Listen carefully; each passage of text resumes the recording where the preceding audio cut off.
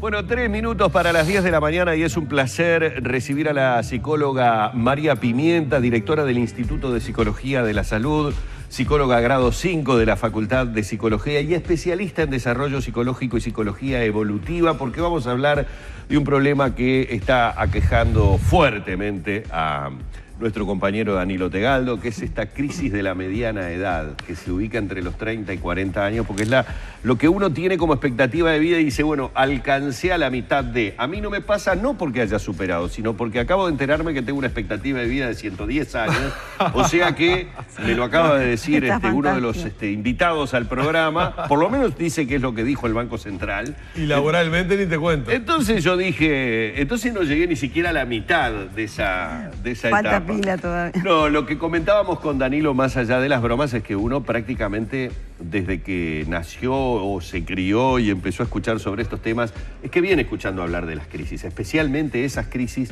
de los 30, de los 40, que en una época, a ver, como que uno las situaba exclusivamente en el género femenino. Ahora parecería ser que no era tan así, que en realidad que es el género humano, que cuando llegan esos números redondos tiene como una suerte de cimbronazo, ¿no? Es cierto.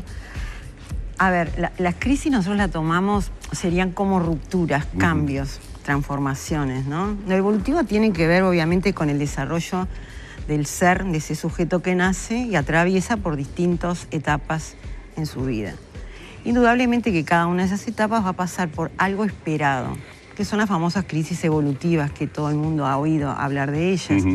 Son crisis que todos los sujetos la atraviesan, indudablemente, y son esperables y producen determinadas cosas, son como cortes que permiten la separación entre una etapa del desarrollo y otra. Ahora bien, hablando de esto que tú traes, que es de la crisis de la mitad de la vida, o llamada crisis de la mitad de la vida, alrededor, digamos, de los 45 se ubicaba en su momento, pero que hoy deberíamos hacer, digamos, un recorte, porque la adultez, digamos, no es la misma adultez que fue construida el siglo pasado. Es muy diferente. Muy distinto porque la sociedad ha cambiado. Sí. Inclusive hoy podríamos decir que de la etapa adolescente, por esta sociedad adolescentizada que no quiere envejecer, pasamos inmediatamente a la vejez. Entonces, claro, ¿qué pasa con la crisis esta de la adultez? Entonces, ahí tenemos que hacer algunas consideraciones. La adultez, digamos, la podríamos dividir en 3 momentos, por decirlo de alguna manera. La adultez temprana, yo qué sé, 22, por decir, lo cronológico además no tiene mucho que ver, ¿no? Claro, porque obviamente va de acuerdo a cada persona. Sino que cuando hablamos de las evolutivo lo planteamos en crisis en el sentido de que abarca no solo una cosa sincrónica, sino que tienen el punto de vista del tiempo, lo diacrónico. O sea, nosotros somos desarrollo al ser ontogenético, pero que nos precede lo filogenético. Por lo tanto, en este caso, lo evolutivo implica estos cortes que nos afectan, pero que depende también de las determinantes socioculturales. La adolescencia de hoy no fue la que fue hace años atrás. Sí. El niño de hoy no es el contexto que fue cuando la construcción en el siglo pasado. Por lo tanto, entonces, estas crisis miradas desde el punto de vista de lo evolutivo, de la mitad de la vida, podríamos ser el adulto temprano, el adulto medio, el adulto tardío maduro, como se llama. Entonces, entre 22 y 35 aproximadamente a los 45. Y de 45 hasta 65. Digo como para hacer alguna separación. Ahora bien, ¿qué pasa en cada uno de esos momentos? ¿Qué es lo que se espera? Si nosotros lo miramos desde el punto de vista de nuestra propia sociedad, a ver, el adulto, digamos, medio, el que empieza dentro de esa etapa de adultez, por decirlo de alguna manera, bueno, formar su pareja, tener trabajo, ir a independizarse y vivir con su pareja. Hoy en día los chiquilines se independizan, pero viven con sus padres, entonces ahí cambia un determinante que tiene que ver con eso de lo económico. Por otro lado, el adulto medio, ese adulto, digamos, que ya tiene su trabajo, tiene constituida su pareja, tiene sus hijos, bueno, consolidarse en lo que ya tiene, ¿no? Es lo esperable, lo que se le exige. Sí. Ahora bien, llega a los 45, pero también ahí a los 45, un poco en su momento era, llego a los 45, lo que no hice hasta acá parece que no voy a poder hacerlo, ¿no? Pero además tenemos otra cosa, se juntan las crisis que normalmente el hijo adolescente con su papá de 45, Claro. 50. Cada uno viviendo su propia crisis. Cada una viviendo su propia crisis. Y ahí se produce justamente como una eclosión entre estas crisis donde el joven le reclama al padre lo que no es y a su vez el padre le reclama a este hijo de que haga lo que él no pudo hacer, ¿no? Claro. Si no terminó de estudiar, bueno, termina una carrera. Capaz que no es la necesidad de ese adolescente. Y esta crisis de la mediana edad, como se ha definido, ¿se manifiesta de qué manera? ¿A través de qué cosas en la persona, tanto sean hombres o mujeres? ¿Qué cosas vemos o se pueden percibir que puedan identificar a la persona y decir, bueno, estoy en la crisis de la mediana edad o me puedo rotular como tal? Por ejemplo, vos ves normalmente qué sucede. Hay un deterioro indudablemente que tiene que ver con lo biológico, ¿no?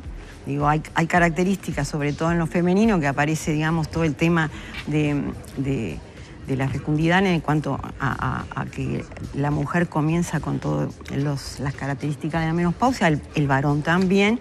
Eso produce efectos en ese cuerpo, ¿no? Entonces, eso produce, es eso que pasa en lo corporal, en lo biológico, tiene repercusiones intrapsíquicas también. El hombre no es tan potente como normalmente, digamos, era etapas anteriores, y eso lo hace sentirse disminuido. Entonces, esas cosas que pasan en lo corporal tienen repercusiones a nivel psíquico, ¿no? Claro. Entonces, nosotros vemos, digamos, yo qué sé, hoy se toma el Viagra. ¿Por qué? Y bueno, porque tengo que ser, digamos, viril, que es lo que exige la sociedad, ¿verdad? Normalmente también se puede ver con determinadas características que pasan, yo qué sé, el hijo adolescente, y se producen divorcios, se producen separaciones, rupturas familiares. Pero lo que sucede es que tampoco podemos generalizar. Hay una singularidad que tiene que ver, ¿no? Porque le iba a decir, todo esto tiene que ver con el concepto de vida que tenga cada uno. Obviamente aquel que le ha otorgado a su estado físico, por decirlo de alguna manera, y a la cuestión estética, un valor fundamental o muy importante en su vida, se va a ver mucho más golpeado, dicho esto entre comillas, a la hora de empezar a mirarse al espejo. O gente que no reconoce eso y termina hasta disfrazando su cuerpo para tratar de mantener una cierta juventud. Pero con respecto a lo que dijo, sí me importa mucho porque estadísticamente sabemos que la sociedad uruguaya ha variado mucho con respecto al tema del divorcio y de los hijos de padres divorciados. Y el divorcio, que también es como la culminación de una etapa, yo recuerdo que, hace relativamente unos cuantos años atrás, el divorcio era sinónimo, digamos, a nivel familiar, ¿no? De fracaso. Era el fracaso que uno había tenido en la vida. Jamás se tomaba como el comienzo de una etapa nueva de la vida. Bueno, hoy hay como un cambio en ese sentido y uno nota, por lo menos lo puede ver a nivel generacionalmente de mucha gente que conoce, que a partir del momento de esa ruptura matrimonial, de ese divorcio, se genera un cambio. No siempre positivo, debo decirlo, ¿no? Hay como una búsqueda de hasta aspectos físicos demasiado juveniles, pero que forman parte de una etapa. Eso también podemos denominar que genera una crisis, es decir, la ruptura de una pareja, del nido, la dispersión en definitiva de aquello que considerábamos una familia hasta hace 24 horas, y esa casi cuestión de salto al vacío de ¿y ahora qué? ¿Arranco de nuevo a armar lo que tenía armado o voy por otros rumbos? Allí ¿hay una edad media en la que se están planteando los divorcios? No, yo diría que no. ¿No? No, yo diría que no. Digo, por eso decía, indudablemente que son cosas que en la sociedad actual están pasando. Entonces, no podemos decir lo mismo, esa crisis, el adulto ese pensado en la época freudiana, ¿no? Por ejemplo. Donde aparentemente el adulto, bueno, llegó con todo, es seguro, la seguridad del trabajo, la familia, el respeto, la idealización del joven hacia ese adulto. Hoy eso ha cambiado en la sociedad actual. Entonces, por otro lado, se produce esto que tú dices, de pronto, situaciones donde el hombre llega a esa etapa de sus hijos adolescentes y se produce como un clic, ¿no? Porque el hijo también le cuestiona que él está envejeciendo. Entonces, ante eso, bueno, dependerá de la singularidad, depende de la historia anterior, cómo se transitó, para cómo se vive cada momento evolutivo, ¿no? Entonces, no todas las personas, porque llegan a esa etapa, se separan, o no por todas las personas, porque llegan a la adultez, viven esa crisis notoriamente. Lo que es real que produce cambios, rupturas, transformaciones que cada cual lo va a ir pudiendo resolver de acuerdo a cómo transitó las etapas anteriores. ¿Y esto se ha incrementado en los tiempos modernos o no? Sí, yo creo que sí, en el sentido esto de que la sociedad te exige estar cada día más joven, ¿no? Lo viejo es peligroso. Entonces, justamente... Sí, vemos algunas madres o padres que lucen más jóvenes que sus hijos. Totalmente, vos lo ves, o se decís, visten igual. ¿quién es la madre y quién es el hijo? La ves de atrás y decís, qué bien que está la mamá, sí, ¿no? Digo, y es parece tu hermana, o sea, exacto, hay una cosa de competencia muy grande con el joven. Y que eso produce también efectos en el joven. Claro. ¿Dónde se ubican los espacios? Le vamos quitando lugares también a un crecimiento natural que debe tener la generación joven, ¿no? Vos vas de pronto a espacios donde los jóvenes pueden ir a bailar y se encuentran con el papá y la noviecita joven. Digo, hay situaciones, o al revés, ¿no? Digo, o sea, son situaciones que en estos momentos, a ver, yo creo que exige que nosotros podamos pensar otra forma de abordar la adultez. Lo que es cierto que es como que se pasa abruptamente de la adolescencia a la vejez, ¿no? Claro, o sea, estamos no teniendo una etapa intermedia que además debería ser la más prolongada. No, en realidad se pasa por un estado de adolescentización de esta sociedad que hace que todos queramos, digamos, de alguna manera transitar.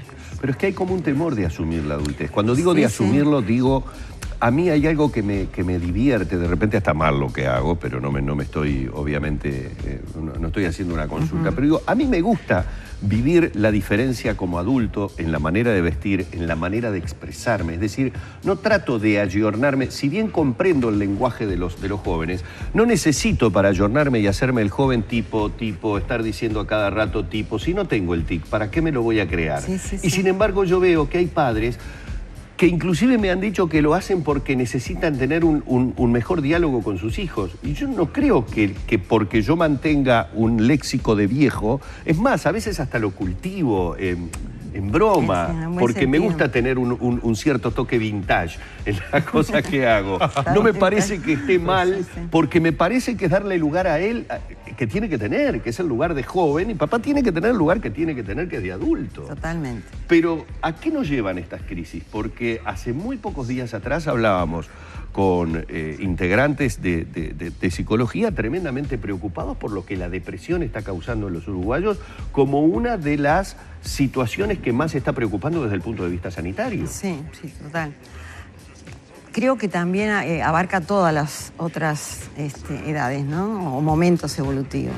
Nuestro país se caracteriza por esto de un alto, por ejemplo, porcentaje de suicidios en jóvenes, ¿no? Entre 13 y 29 años. O sea que esto de la depresión de hecho, en el último registro que presentó Salud Pública fue la franja etaria donde crecieron. Claro, entonces no tiene que ver solamente la depresión en este momento, que tiene que ver con la adultez o la vejez, sino que también hay otras causales que tienen que ver con factores ecológicos, químicos, físicos, emocionales, biológicos, o sea, que merece investigar.